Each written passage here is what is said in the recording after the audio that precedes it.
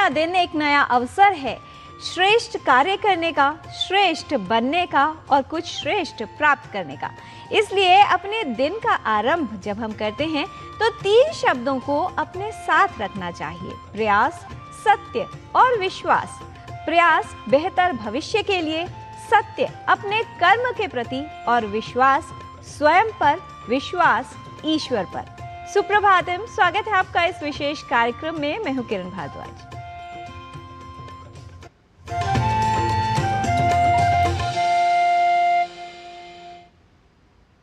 हमारे जीवन में यानी हर व्यक्ति के लिए व्यक्तित्व अधिक महत्वपूर्ण होता है।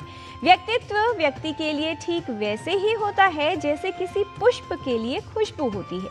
व्यक्तित्व के बिना मनुष्य प्राण रहित देह के समान होता है। कठिन समय कभी नहीं रहता, लेकिन कठिन अर्थात सशक्त व्यक्तित्व वाले व्यक्ति सदा के लिए रहते हैं, अर्थात उनकी छाप इस समाज पर रहती है जिससे समाज का निर्माण होता है। इसलिए कठिन समय हो फिर भी अपने व्यक्तित्व पर कायम रहना चाहिए, उसे सशक्त बनाए रखना चाहिए। समय का ज्ञान लेते हैं और आइए इसके लिए देख लेते हैं आज का पंचांग। आज का पंचांग युगाब्द 5127, विक्रम संवत 2082, शक संवत 1947, दक्षिणायन, पौष मास, कृष्ण पक्ष, एकादशी तिथि, सोमवार, चित्रा नक्षत्र। आज का दिन सभी के लिए मंगलमय हो।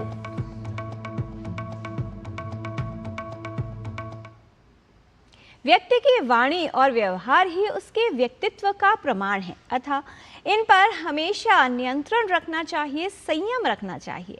एक अच्छे व्यक्तित्व का निर्माण अच्छे विचारों से होता है, इसलिए इस बात का ध्यान रखना चाहिए कि हम क्या सोचते हैं। हमारे व्यक्तित्व के विकास के लिए अपने विचारों को ठीक रखना आवश्यक है, क्योंकि हमारे विचार व्यक्तित्व पर प्रभाव डालते हैं। इसलिए अच्छा सोचिए, सकारात्मक सोचिए। अग्रेभ्यो ग्रन्थिनः श्रेष्ठाः, ग्रन्थेभ्यो धारिणो वराः, धारेभ्यो ज्ञानिनः श्रेष्ठाः, ज्ञानेभ्यो व्यवसायिनः। निरक्षर लोगों से ग्रंथ पढ़ने वाले श्रेष्ठ होते हैं, उनसे भी अधिक ग्रंथ समझने वाले श्रेष्ठ होते हैं। ग्रंथ समझने वालों से भी अधिक आत्मज्ञानी श्रेष्ठ होते हैं, तथा उनसे भी अधिक ग्रंथ से प्राप्त ज्ञान को उपयोग में लाने वाले श्रेष्ठ होते हैं। Those who can read the texts are better than the unlettered. Even better are those who can understand what they read. Better still are those who have internalized what they understood, while best are those who put their knowledge into practice. ज्ञान भूमि भारत आध्यात्म और उपासना की भूमि है। देवभूमि भारत को देवताओं ने अपने अद्भुत यौगिक और आध्यात्मिक ज्ञान बल से सींचा है। देवों की आध्यात्मिक शक्ति के प्रतीक हैं 12 ज्योतिर्लिंग, जो धार्मिक, सांस्कृतिक और सामाजिक रूप से अत्यंत महत्वपूर्ण है। आज भारतीय ज्ञान परंपरा प्रभाग में आइए आपको दिखाते हैं 12 ज्योतिर्लिंगों में से प्रमुख महाकाल ज्योतिर्लिंग पर आधारित हमारी सहयोगिनी लता वशिष्ठ की ये विशेष रिपोर्ट।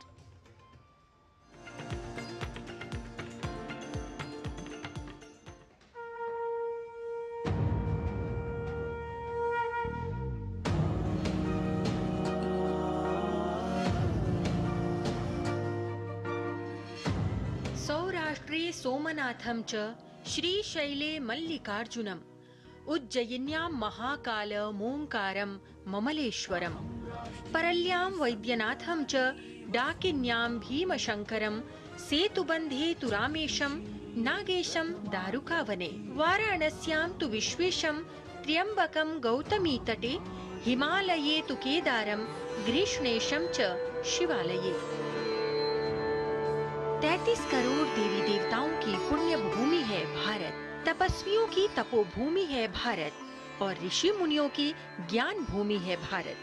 जहां प्राचीन काल से ही अध्यात्म ज्ञान का सतत प्रवाह रहा है।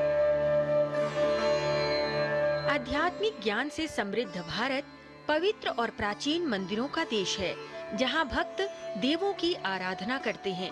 इन मंदिरों में भगवान भोलेनाथ के प्रकाश स्वरूप ज्योतिर्लिंग मंदिरों की अद्भुत महिमा बताई गई है।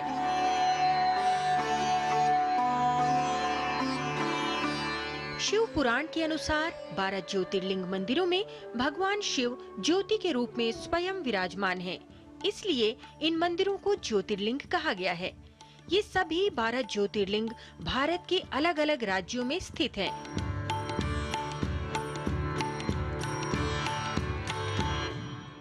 पुराणों में लिखित ज्योतिर्लिंग क्रम में मध्य प्रदेश में स्थित महाकाल ज्योतिर्लिंग की अपार महिमा बताई गई है।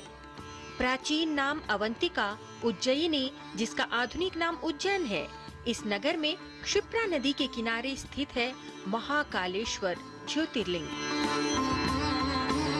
जय श्री महाकाल, जय श्री महाकाल महाराज की जय। महाकाल महादेव, महाकाल महाप्रभु, महाकाल महारुद्र, महाकाल नमोस्तुते।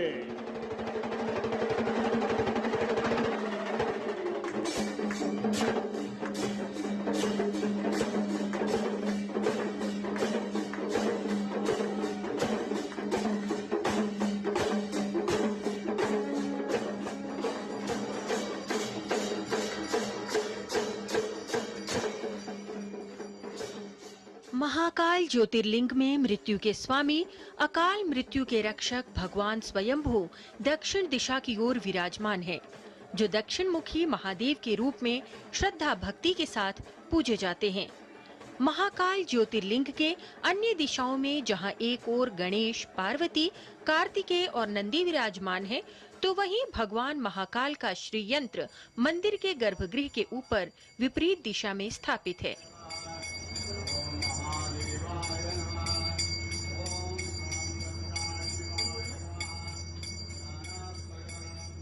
महाकालेश्वर ज्योतिर्लिंग में प्रातः 4 बजे से ही मंत्र उच्चारण के साथ विविध अनुष्ठान किए जाते हैं।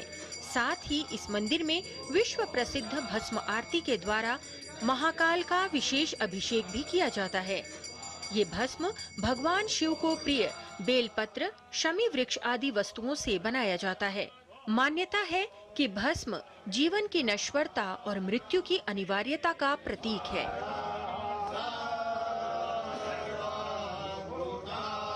अवंतिकायां विहितावतारं मुक्ति प्रदानाय च सज्जनानां अकाल मृत्योः परिरक्षणार्थं वंदे महाकाल महासुरेशम। शास्त्रों में बताए गए भारतीय ज्ञान परंपरा के अनुसार ब्रह्मांड के आधारभूत भगवान महाकाल की भक्ति का आध्यात्मिक, सांस्कृतिक, सामाजिक और दार्शनिक दृष्टि से अत्यधिक महत्व है।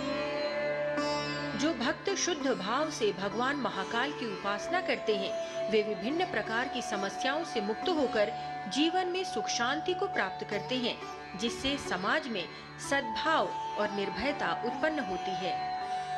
महाकालेश्वरो नाम शिवः ख्यातश्च भूतले तं दृष्ट्वा न भवेत् स्वप्ने किंचित् दुःखमपि द्विजाः। यं यं काममपेक्ष्यैव तल्लिंगं भजते तु यः तं तं काममवाप्नोति लभेन् मोक्षं परत्र च। लता वशिष्ठ, डीडी न्यूज़।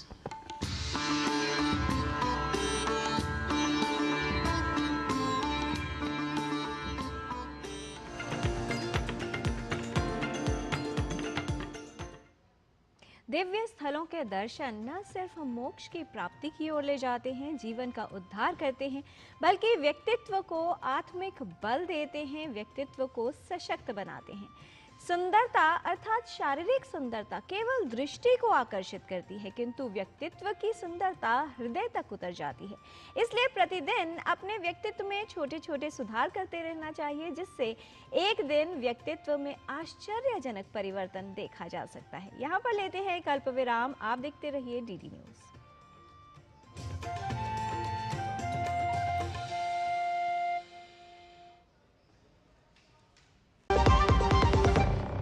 सुनो, एक अच्छी इंश्योरेंस पॉलिसी एआई से पूछते हैं। एक ऐसी पॉलिसी जिसमें प्रीमियम पेमेंट हो लिमिटेड पर इनकम आती रहे लाइफ टाइम। LIC का जीवन उत्सव। एक ऐसी पॉलिसी जो दे होल लाइफ इंश्योरेंस कवर भी। LIC का जीवन उत्सव। वाओ, चलो तो LIC की जीवन उत्सव पॉलिसी ही लेते हैं। मैं भी तुमसे यही कह रही थी, LIC का जीवन उत्सव। लाइफ टाइम सेलिब्रेशन मनाइए LIC के जीवन उत्सव के साथ। फ्यूचर सेट है।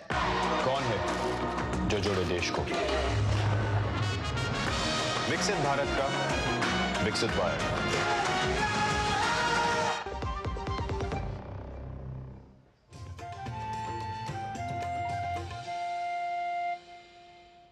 ब्रेक के बाद आपका स्वागत है।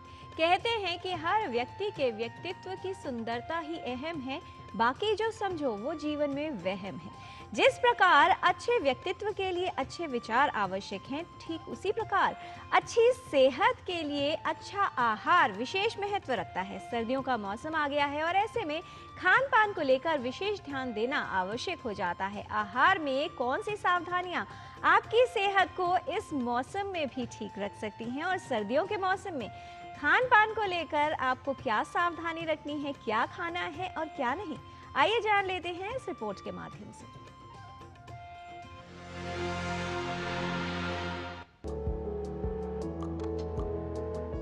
सर्दियों में ठंडे तापमान और बढ़ती बीमारियों के खतरे के बीच स्वास्थ्य को ठीक रखना मुश्किल सा लगता है, लेकिन स्वस्थ और पौष्टिक आहार हमारे शरीर में सभी पोषक तत्व प्रदान करता है, जिससे रोग प्रतिरोधक क्षमता बढ़ती है और स्वास्थ्य को बेहतर बनाने में आहार महत्वपूर्ण भूमिका निभाता है।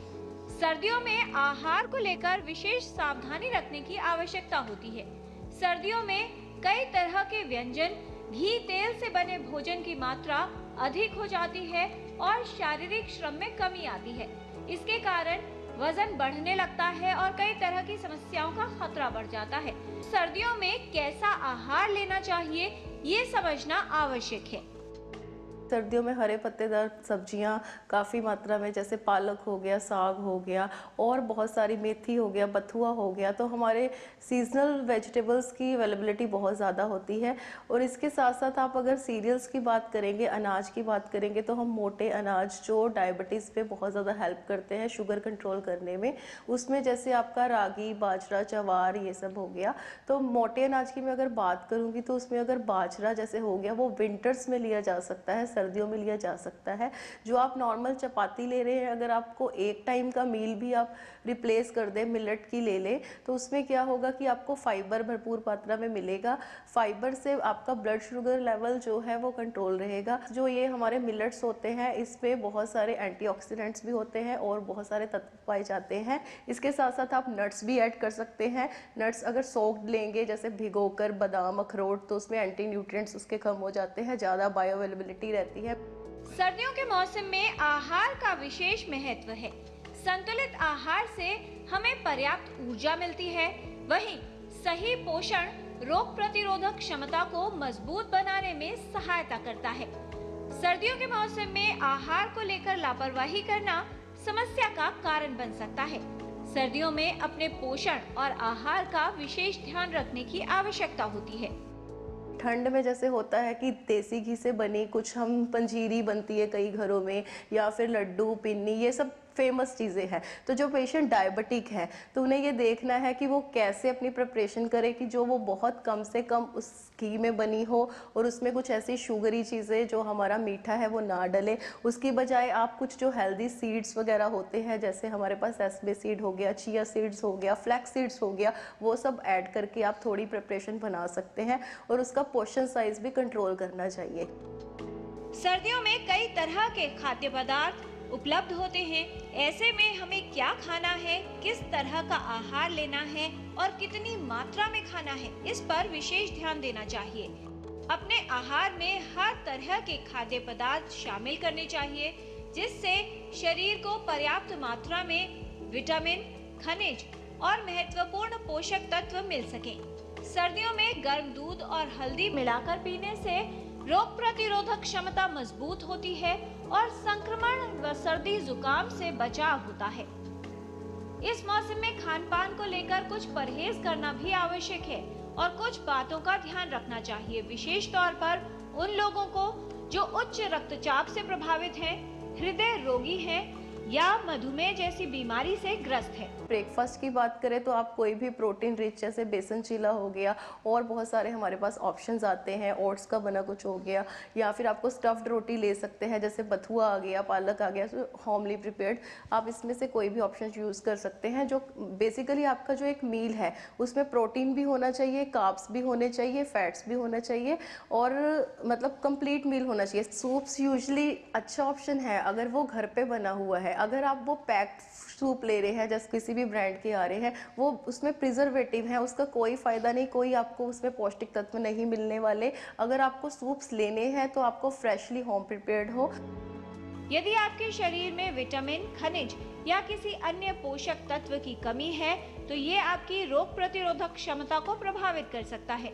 सर्दियों के मौसम में अपनी प्रतिरक्षा प्रणाली को मजबूत बनाने के लिए विटामिन और खनिज की मात्रा अपने आहार में बढ़ाएं, साथ ही प्रोटीन की मात्रा भी पर्याप्त लें। संतुलित आहार का सेवन करें जिससे आपकी रोग प्रतिरोधक क्षमता मजबूत बने और सर्दियों के मौसम में भी आप स्वस्थ रह सके। किरण भारद्वाज, डीडी न्यूज।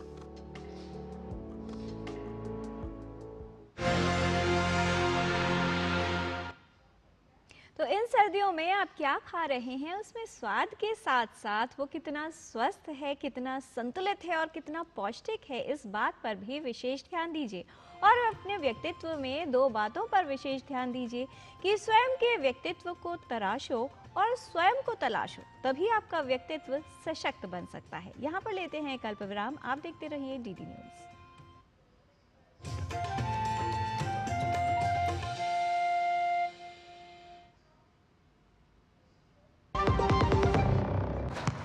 इसको तो फुटबॉल खेलना भी आ गया और इसे तो पियानो बजाना भी आ गया। चंद्रयान भी उतर गया चांद पर हमें अब तक टेस्टी राजमा बनाना नहीं आया। MDH राजमा मसाला के टेस्टी राजमा कैसे बनेगा? स्वादिष्ट राजमा के लिए MDH राजमा मसाला। क्या स्वादिष्ट राजमा बनाए? MDH।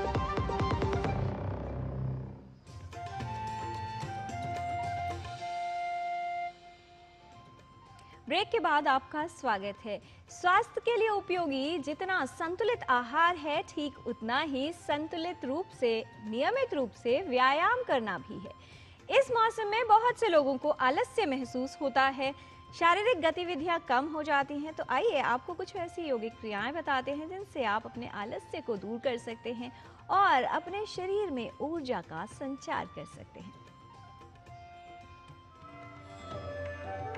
नमस्ते, मैं हूँ आचार्य प्रतिष्ठा। बदलता हुआ मौसम सुहाना तो बहुत लगता है, पर कभी कभी अपने साथ आलस्य लेकर के आता है और आलस्य के बहुत सारे और कारण भी होते हैं। कारण कुछ भी हो, निवारण योग में छिपा है। आज मैं आपको बताऊंगी तो बहुत सरल से योगाभ्यास जो आपके आलस्य को दूर करने में बहुत सहायक है। पहला अभ्यास है सिंह गति का। सिंह गति ऊर्जा का संचार करती है। सिंह गति हमारे भीतर एक अद्भुत एनर्जी देती है, आत्मविश्वास बढ़ाती है, इसलिए ये लेजीनेस को दूर करती है। सिंह गति हमारे थायराइड ग्लैंड को भी नियंत्रित करती है। हाइपोथायराइडिज्म दोनों स्थिति में भी हम आलस्य जनरेट हो जाता है हमारा। तो सिंह गति का अभ्यास कैसे करना है उसको समझ लीजिए। इस प्रकार से हम अब वज्रासन में बैठ जाते हैं। सबसे पहले जब आप वज्रासन में बैठेंगे तो हम दोनों घुटनों के बीच में गैप दे देते हैं और घुटनों के बीच में गैप देकर हाथों को ऐसे टिकाना कि हथेलियां आपकी ओर रुख किए हों। अब इस स्थिति में आप देख रहे हैं हमारा सीना उन्नत है, गर्दन सीधी रहेगी, सीना ऊंचा रहेगा। आंखों को हम शांभवी मुद्रा में ले लेते हैं ऐसे और जीभ बाहर निकालेंगे जितना खींच सकते हैं।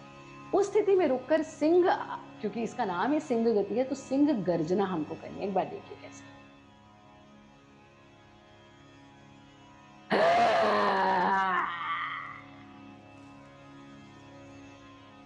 ऐसा करके जीभ अंदर ले लें, आंखें बंद कर लें, फिर दोबारा से वज्रासन में बैठ जाएं और फिर अपने गले पर इस प्रकार से हल्का हल्का मसाज। इस प्रक्रिया को 3 बार दोहराएंगे। ऐसा नहीं करना कि 3 बार कर लें उसके बाद मसाज दें, नहीं, ये पूरा प्रक्रिया ही 3 बार दोहराई जाएगी। दूसरा अभ्यास आप करेंगे व्याघ्र गति का। और एक तरफ सिंह बन गए, अब व्याघ्र यानी टाइगर। तो टाइगर को तो कभी आलस्य आता ही नहीं, यथा नाम तथा गुणा। यही तो योग की विशेषता है कि जैसा नाम वैसा गुण। तो व्याघ्र गति के लिए हम इस प्रकार से अपने घुटने के बल आ जाते हैं और क्या करना है, गर्दन सामने, सांस भरते हुए ऐसे कोशिश करना जैसे आप अपने पंजे से खोपड़ी को छूने की कोशिश करें, जो संभव नहीं है लेकिन स्थिति ऐसी बनी। सांस छोड़ते हुए आप अपने माथे को अपने घुटने से छूने की कोशिश करें। व्याघ्र गति को 10 बार एक तरफ से दोहराएंगे।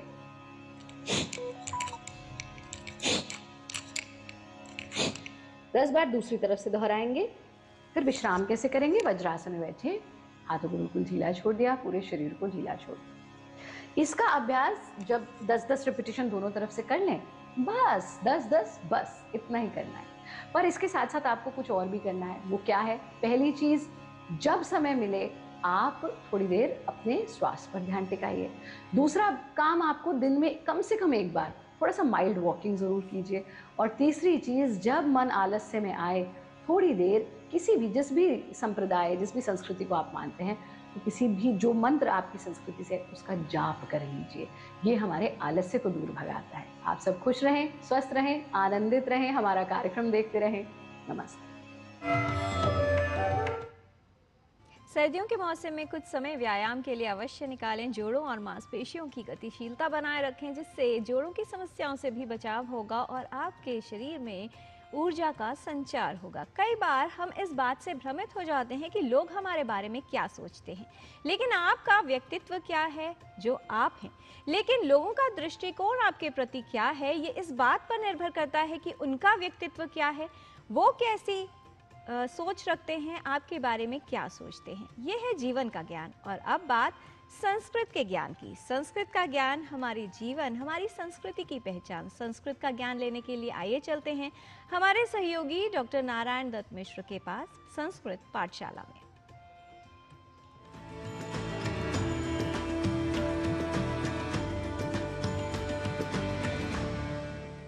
नमोस्तु दर्शकेभ्यः, स्वागतमस्तु सर्वेषां संस्कृत पाठशालायाः अभिनवकक्षायाम्।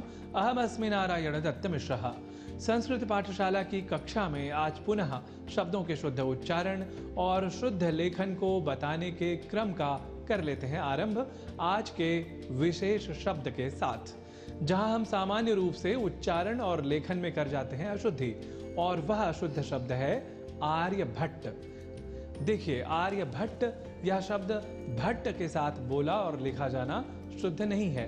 यह एक ग्रंथ आर्यभटीयम से ही समझा जा सकता है, जो प्राचीन भारत की एक महत्वपूर्ण वैज्ञानिक कृति है। आर्यभट्ट ने इसे पद्यबद्ध संस्कृत के श्लोकों के रूप में लिखा था। संस्कृत भाषा में रचित इस पुस्तक में गणित एवं खगोल विज्ञान से संबंधित कई क्रांतिकारी सूत्र निबद्ध हैं।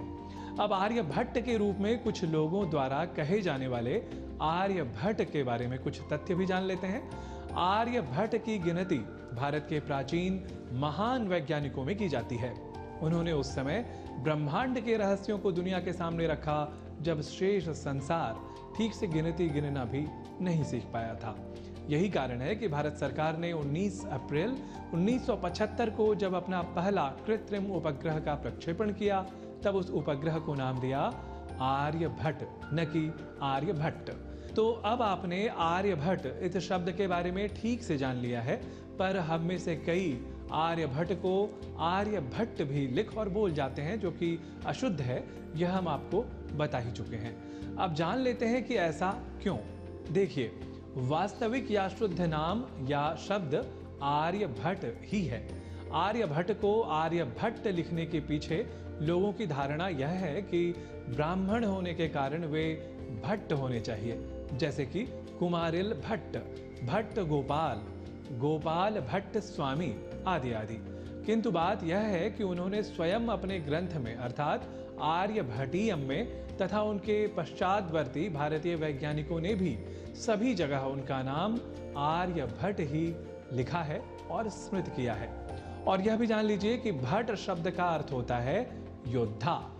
वास्तव में उन्होंने अपने समय में पुरातन पंथी धारणाओं से एक योद्धा की तरह ही लोहा लिया था। तो इस तरह आज आपने जाना कि आर्यभट्ट नहीं, आर्यभट्ट ही। ऐसे ही आर्यभट्टीयम नहीं, आर्यभटीयम ही। तो अपनी संस्कृति, अपने इतिहास और विशेष रूप से संस्कृत के साथ अधिक अवधान से जुड़े रहें यदि हम, तो ऐसे तथ्यों से रहेंगे सदैव ही परिचित, और तब हम बता सकेंगे कि आर्यभट्ट इस शब्द को यदि वैदेशिक वैज्ञानिक और शोध लेखों तक में भी सही लिखा जा रहा है, तो हम आर्यभट्ट ऐसा लिख और बोलकर अपनी सांस्कृतिक व ऐतिहासिक गौरव के बारे में अनभिज्ञ क्यों रहें। तो आप भी प्रेरणा लें आर्यभट्ट से और बने भाषा भट्ट, अर्थात भाषा के शुद्ध प्रयोग हेतु सदैव तत्पर रहने वाला योद्धा। इत्येव सविनयं निवेदयन् नौमि शुद्ध प्रयोक्तारं संस्कृत वृंदम।